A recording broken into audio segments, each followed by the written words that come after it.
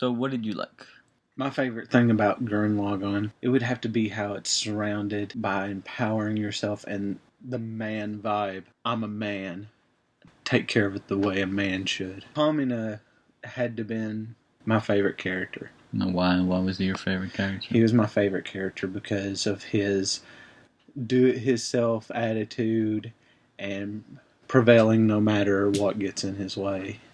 All right, but what does that have to do with being manly? I mean, a woman. Because he always, do that too. yeah, but it was always, it's a man's job to do this, or a man should look his opponent in the face.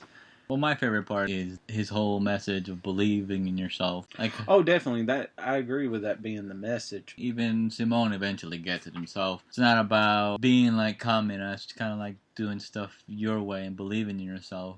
Eventually got it. I'm not Kamina. I am my own person. Kind of grew balls right there when he figured out. It took him a while.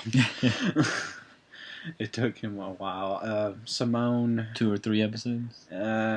Simone, I didn't like him until basically the second arc. That's when he started to act more like Kamina. And that's why you liked him. You kind of just saw him as Kamina. He was another Kamina. Yeah. Because when Kamina died, that had to been one of the more devastating things for the show for me. I mean, were you going to stop watching after that?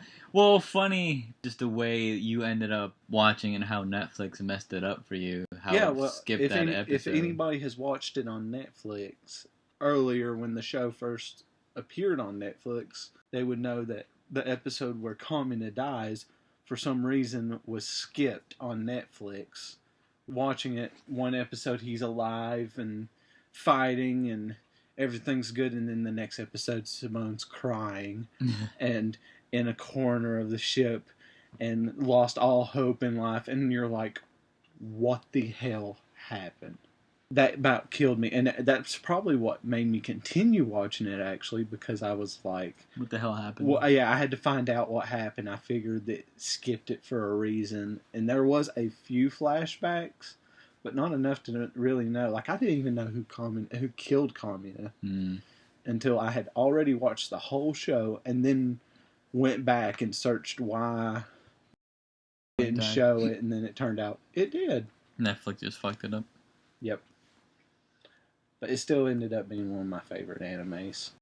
You were the one that told me about Gurren Lagann, and I kind of saw his death coming after you said, oh, I didn't like this character after this character dies, and you didn't want to tell me who it was.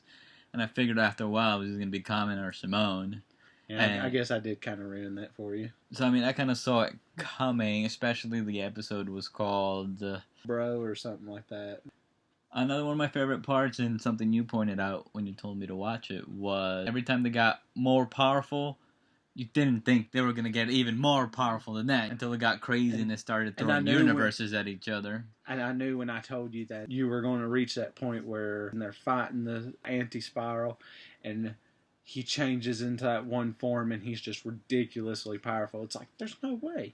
It can't happen. This is it. This is going to be the final battle. And then it goes up one more step and it's beyond ridiculous.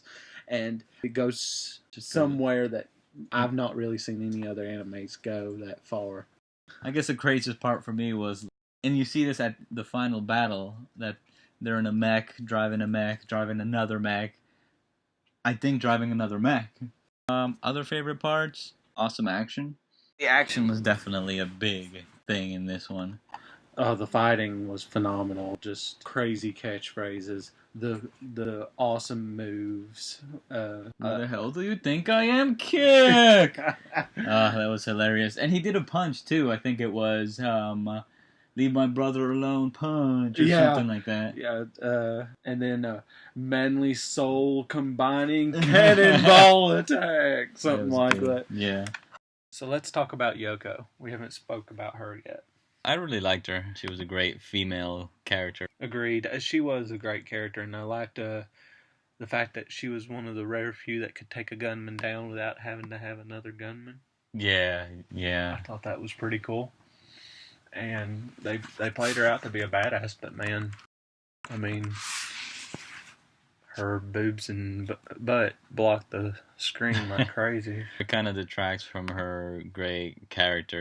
I guess that's the problem. You have a good character and then she's wearing skimpy outfits. Not that I totally minded all No, that no, jiggling. no. It was cool, but yeah, it was a little much. Well, I've seen worse. Trust me, I've seen 100 times worse. Yeah, High School of the Dead. Yeah, that was awesome. But Matrix. something else we were talking about Yoko was, as we called it, her kiss of death. Yeah, I don't know. I've never really heard anyone else talk about it online in reviews and such, but I tend to notice every dude she kissed died.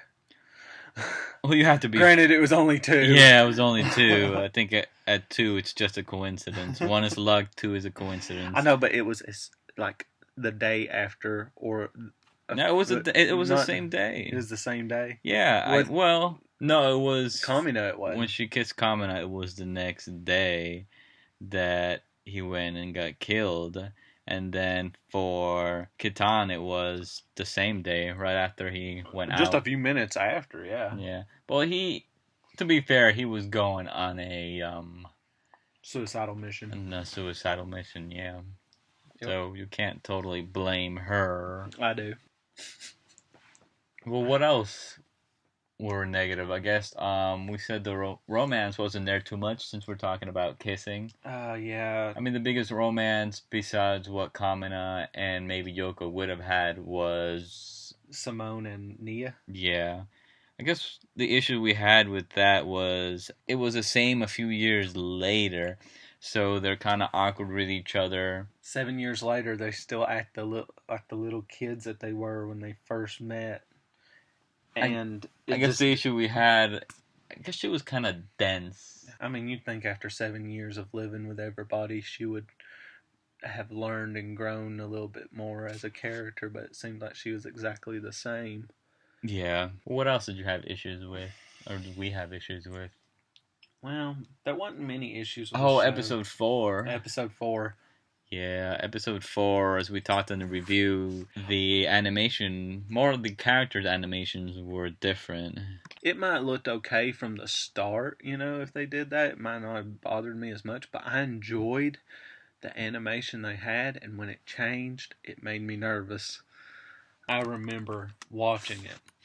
I was like, oh, please, God, don't let this continue looking like this. In the review, we also talked about how in the beginning of the second arc, the anime gets a little slow. And that was because of all the political stuff that they showed, like when Rocio was doing all these reforms and stuff.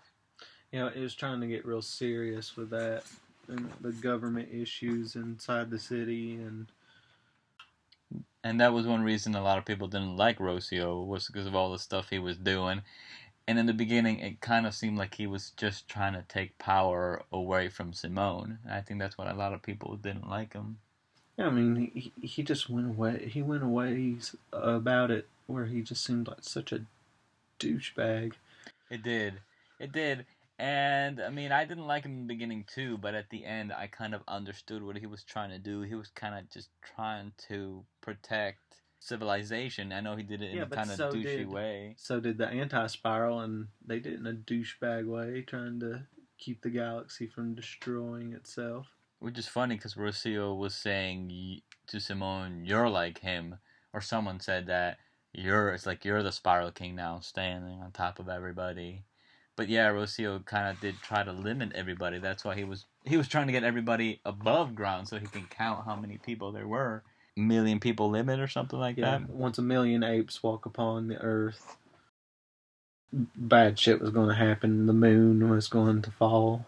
Yeah, so he wanted to make sure he knew where everybody was so he can count everybody. And yeah, I mean, I really got upset once he announced himself as the Supreme Commander, and I thought, well, that's what he's trying to do. He's trying to get power. But then later you see him struggling with everything, and remember he tries to kill himself, and Simone stops him? Yeah. So, I mean, he was just trying, I get now that he was just trying to help society. He wasn't trying to take over. He may have gone at it the wrong way, but he was trying to make sure everybody survived. Well, you're more forgiving than I am. I didn't like it. I didn't like him that much during the first arc either. I mean, you don't see much of him except for when they get him out of that village. That was his big episode. And then he pilots Lagann at the end, fighting the Spiral King. Yeah, because Simone trusted him to do that. Yeah, see where that got Simone?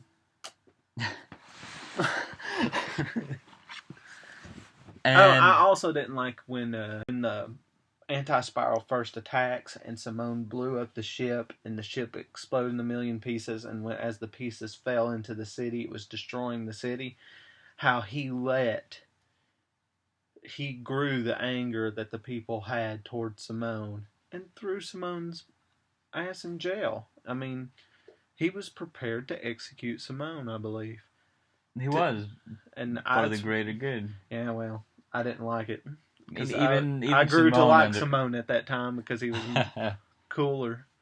I mean, even Simone kind of took it like, well, I'm not needed here anymore. My time is done. All the fighting and stuff is done, and we kind of just need someone that can control the masses and stuff. So he gave it up until the anti-spiral came back, and he had to go fight.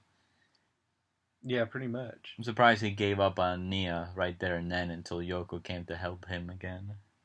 Everybody came back to take him out of jail. And remember, even at the end of the anime, he gives the power and everything back to Rocio because he knows he was just trying to do good. It's in your hands now, Rocio. Simone trusts Rocio even at the end. So the fight against the anti-spiral was probably the coolest thing of the whole anime. Yeah, as we touched on it before, it just got really crazy. And what did you think about her Nia disappearing after the wedding? Yeah, during the wedding, it just showed how much Simone had a shit life. Loses his brother, his parents. Well, Kamina, his brother. Yeah, his parents, loses Kamina, and then loses Nia. And he loses a lot of Team Gurren there at the end, too. Everybody decides to just die. And then he gives up his seat of power and walks the earth as it appears at the end as an old man. He still has Buta, though. He did still have Buta. I forgot about that. Yeah, he never changes. But I liked how they ended it. It seemed to close everything, not too many plot holes in the series. That's one thing I have a problem with shows, when they leave a huge bunch of plot holes. And this show didn't do that. And it just felt complete to me. I agree. It did kind of come around full circle. And with that, we'll end our discussion today. And thank you very much for joining us. Please subscribe. We will be reviewing Psycho Pass next. Please check out other videos. Thank you very much.